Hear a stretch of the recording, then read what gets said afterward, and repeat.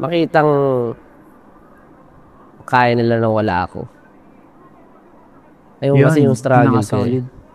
Yun yung pinaka-solid. Yung parang tipo na nasasabi mo nga, what if one day, tayo maglaho. Not just the career, but we ourselves parang maglaho tayo. Na mag-aasikaso. Naisip mo ba, kaya ba ng pamilya mo? Na siguro naisip mo yun. Kaya na ba nila parang gano'n?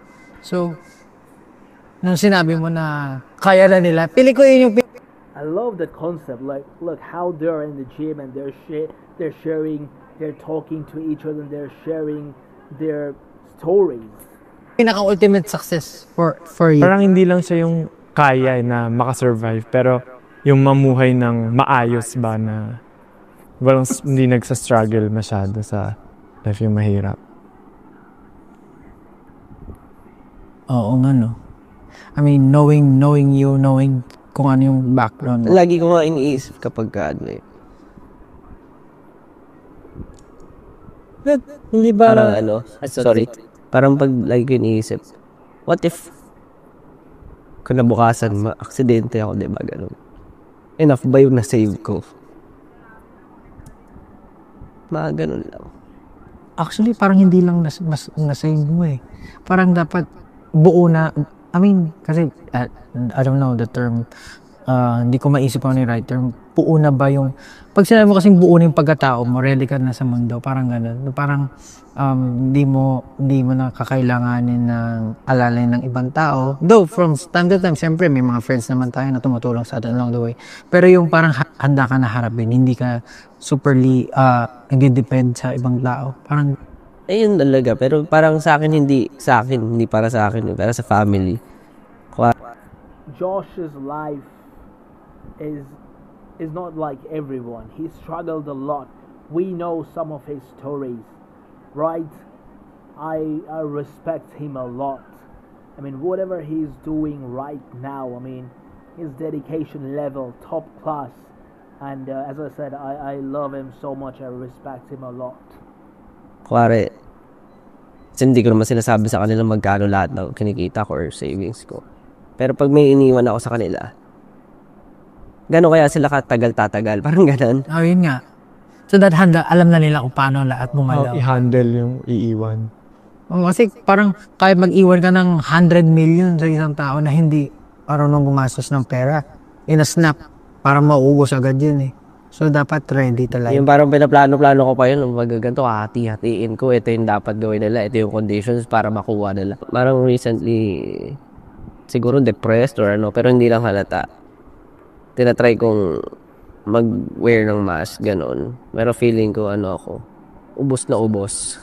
Ano na lang kumbaga, commitment ko sa sarili ko yung nagpapagana sa akin, ganon. And sa mga tao na naniniwala sa akin sa paligid. Pero in reality, pagod ka na, ganon. Minsan pwede ka na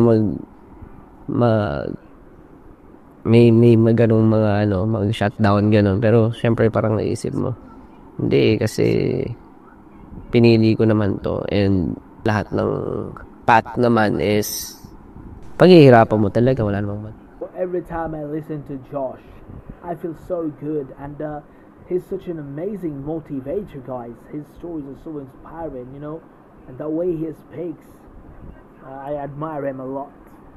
Mag-reverse din siya na parang mapupunta rin. Kung 10 times harder ngayon, baka 10 times easier na in the future. Totoo yan. Mapapalitan niya ng 10 times joy. Kaya or madadagdagan pa. Ayun yan. Wala akong sa totoo lang, di mo masasabi. Pero tsaga-tsaga kaysa wala. Kasi naranasan ko na naman yung talaga zero talaga. Na hindi ko nga alam kung...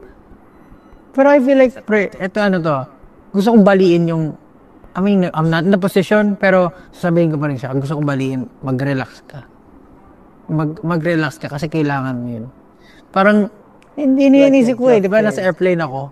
Paano ko naglaho tayo doon. Di mo nagamit hindi yung ka nakapag-relax.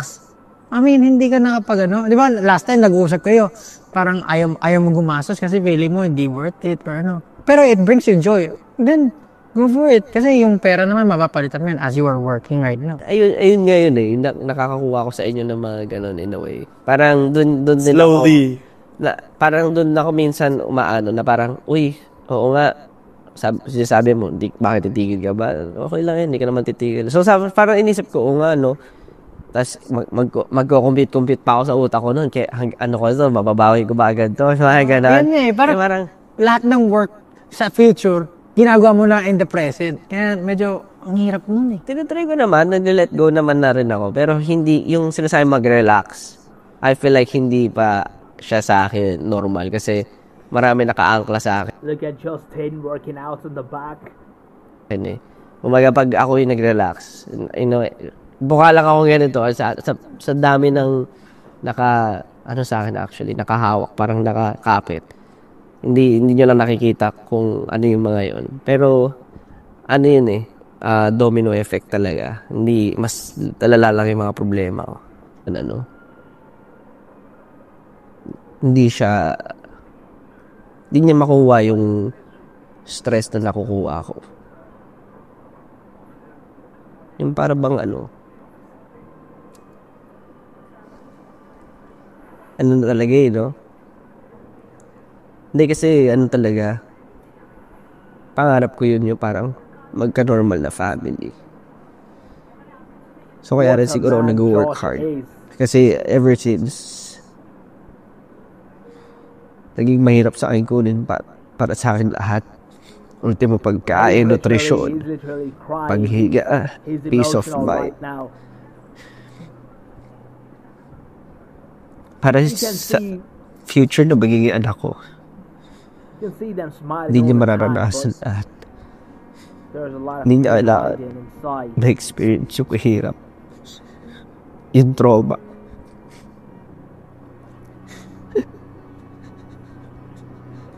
Yung pamamanipulate. Kala ng mga tao, porket lalaki ka, hindi ka na mamanipulate. Hindi ka na abuso.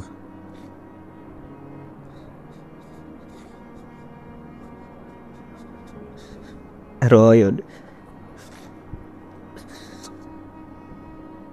gusto ko lang na magawa niya kung ano yung gusto niya, yung maging kontento siya. Yung parang hindi niya kailangan intindihin kung ano yung, hindi niya kailangan intindihin yung pressure. Of course, iti-teach ko lahat ng pwede ko i-teach, pero hindi niya kailangan sumunod sa yap ako kung hindi niya gusto. Yun sa akin. Hindi niya kailangan i-bear lahat. Kasi binibear ko nga lahat para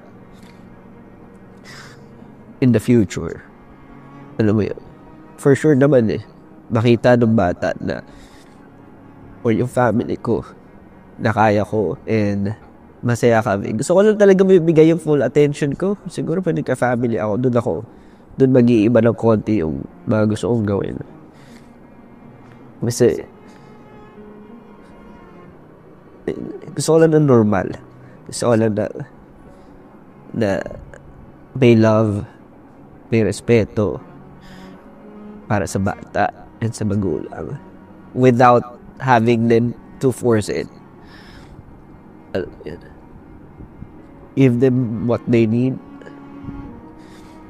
and malagaan ko lang na maayos yung magiging future family ko. Hindi naman, well, minsan may pagka-fancy rin, gano'n. Pero at least, masasabi ko na sa akin mismo ako, nag-work hard ako para maibigay lahat yun. Ayun, ayoko lang maipasa yung lahat. Hindi nyo na kailangan malaman lahat. Every bit of pinagdaan ko. Hindi niya kailangan matrauma agad. Hindi niya kailangan i-bear lahat. Basta, lumaking masaya. Lumaking, siguro, kasi sabi ko, malayo sa audio, personality ko at kinalakihan ko. Ayun, kasi sa akin, pag nakikita ko yung sarili ko, sa totoo lang na may mga times na naiirita pa ako sa sarili ko. Kasi, sabi ko nga, I didn't choose to be like this. Pero, wala yung buhay, ito yung pinili para sa akin Pero ngayon, tinatry ko talagang mag-work hard para baguhin ko ano pa yung mga negative trait. Na kung ano lang yung gusto nila, ano yung gusto mo? Paano yung gusto mo? Kapag yung gusto mo naman lagi natatapakan, hindi rin siya hindi na siya okay. So, dapat magkaroon ng parang balance in between or within you na kahit na ito yung ginawa ng grupo, matatanggap mo siya wholeheartedly kasi alam mo na you're working in a group setting. So, yun yung isasuggest ko na baka makahelp talaga. Kahit hindi mo na-imagine na kahit isang dinner, magkakasama kayo lahat. Family photo. Oh, family po. Hirap nun. Based sa reaction. Gusto ko siyang isipin na The one thing I'm noticing is Tel doesn't talk too much in this podcast. You know, pwede. except Justin's one, I think in the Justin's one he talked a lot, but other than that he didn't talk too much. Pero, wala eh. I-edit na lang family. Ang hirap. Edit na lang. Pero napatawad mo na tatay mo? Oo naman. Sinabi ko naman sa kanya na yun. Na, hindi naman ako yung, kasi ako rin yung mahihirapan eh. Yun yung na-realize ko sa sarili ko. Totoo yan. Dati hindi ako mahilig magpatawad. Lalo na nung bata ako. Pero ako lang yung hinahon ng mga ganun kong traits dati. So after noon, siguro bago pa dati, parang bago pa lang ako mag-say yun. Natuto na ako lagi, magpapatawad ako at hindi, but I will never forget. Yun yung lagi kong sinasabi nga. I will always forgive, but I will never forget. Para at least, lesson siya for me na nagiging cautious na ako.